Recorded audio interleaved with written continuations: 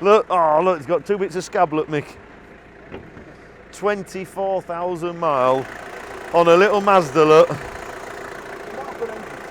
And I tell you what, if you were to soak this in oil, the truck, the chassis, it'd see you out, wouldn't it? No matter what you were doing, it would see you out. If you could just hold that rust back, you couldn't wear that engine out, could you? Oh, what a brilliant old truck. What a fantastic truck. God, what a straight thing, isn't it? That'll cause more interest than anything else this auction, that. Won't it? Well, a little bit there, look. I moved that Ranger down there this morning. Very similar sort of thing. I don't know how many miles it has done, I didn't look, but it just feels a real proper truck. Yeah, same, single cab, just like that. And it just feels a real proper truck. Where's he going? Yeah, so, no, lovely that. Absolutely brilliant. That's been used as a car, hasn't it? God, lovely. What's the tyre? Yeah, so anyway, we're back to where we're supposed to be. Still quite a good old truck, that. But we really come in to have a quick look. A couple of tractors and then a couple of bits over there somewhere. Granada, causing lots of interest. Tractors are ever popular. They're as long as you're not in a rush to get anywhere, they're great, aren't they? They almost tell you a story, don't they? Live the life, help to feed us, keep us alive, all the rest of it. Fantastic, aren't they? Generally speaking, most tractors come in and they're a bit iffy, really. Restored up in the barn, an iffy sort of job, generally. And then every now and then you get one like that that's been restored for quite some time. It starts lovely, it runs lovely, loader works lovely, power steering kit on it, and it's just a little sweetie, really. So should a live drive, which is a big bonus with a major with a loader. So it's a live drive model. So that's a handy thing. Little Fergie, ever popular. Little Fergies, they're great. Everyone at one time or another in your life, you got to own a little Fergie. Iconic, aren't they? The first agricultural machine with 3-point linkage, patented 3-point linkage. There it is, still the same setup that we use on all the big tractors and stuff today. Designed first off by a grey Fergie, revolutionised farming. That one of them. So that's a nice little thing. So there you go. Got 2 tractors there to have a look at the moment. And then we'll wander up and have a little look round the Granada.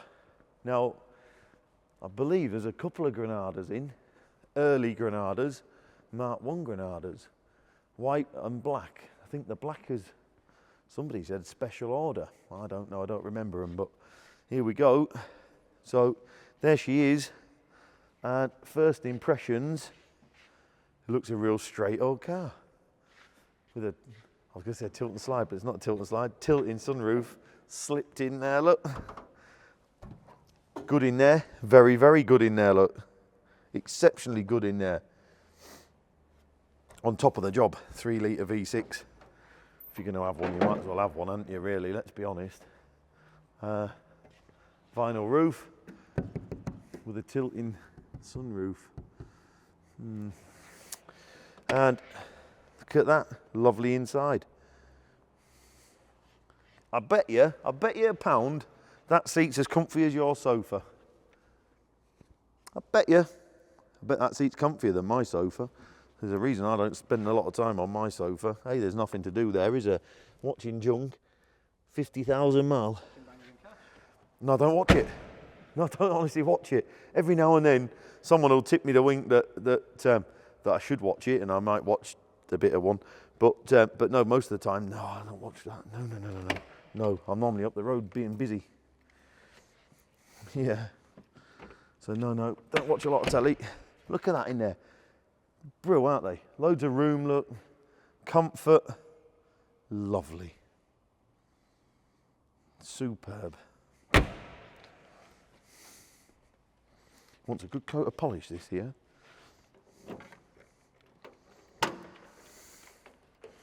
Oh, oh. Comes with loads and loads of spares, look. It's even better. Oh, it's going to cost you nothing to run this old girl for a few years, isn't it? All the bits you want are there, look. Oh, lovely. What a lovely old motor. So, if you want a big, comfy Ford, you could do a lot worse than an early Granada, couldn't you? What a lovely old girl. The motorhome caught my eye. Yeah. Now I collected this one, but built by Mr. Lambert. I forget his first name, James. And I just think it's very period. That's the word. Very, very period. They've been all over the place in it. They used to obviously use it. Mum, Dad, lad, Lee, I think he was called. He used to keep up there, little bed. If you just put your camera in, look. He's still not a very big fella, but he was obviously a little lad to fit in there. So he can remember having nights away in it and all the rest of it. And it's brilliant, isn't it? It's in proportion. It looks right. If you said it was built by Crusader, you would believe it. Yeah, the story goes, I think he used to work for a caravan company over near Hull, and so most of that possibly came out the back door. Can we say that maybe? That's just me filling in the dots, but I bet I'm not far wrong. So even down to like the back panel is a caravan, isn't it? It's plain as day, that's been cut and joined to shorten it, look. So, I mean, it's just a caravan, isn't it, that's been altered to fit onto a Morris 1000. So, brilliant, absolutely brilliant. Starts on the button. It wants a bit of love. It hasn't been used for a year or two. Should cause huge interest, really, shouldn't it? Whether it will or not remains to be seen, but it's just very quirky. Filthy dirty look, just as we found it in the shed. But brilliant. And that pulls us nicely over this side of the shed too. Again, one of my favourites. I sold mine last year. Rover SD1. In some ways, probably in most ways, dare I say, a better car than mine. Look at that. Look at that in there. It's just beautiful, isn't it? Absolutely beautiful. Inner wings, as good as new. Engine had a massive refurb. And look at it. It's just lovely. It really, really is. And this time I remembered to bring a key up because I knew we'd end up here. And I think underrated old car. Should be worth more money, should command more money. Very rare to be found in this sort of order. 90,000 miles on this one. Automatic, this one, of course. But in lovely, lovely order. Paintwork's good. A couple of little bits could just do with a flattener polish. It almost wants detailing, and that ceramic coating stuff that they put on them nowadays works wonders, doesn't it? But it speaks for itself. Lovely. And you could soon lose yourself for a couple of hours in there, couldn't you?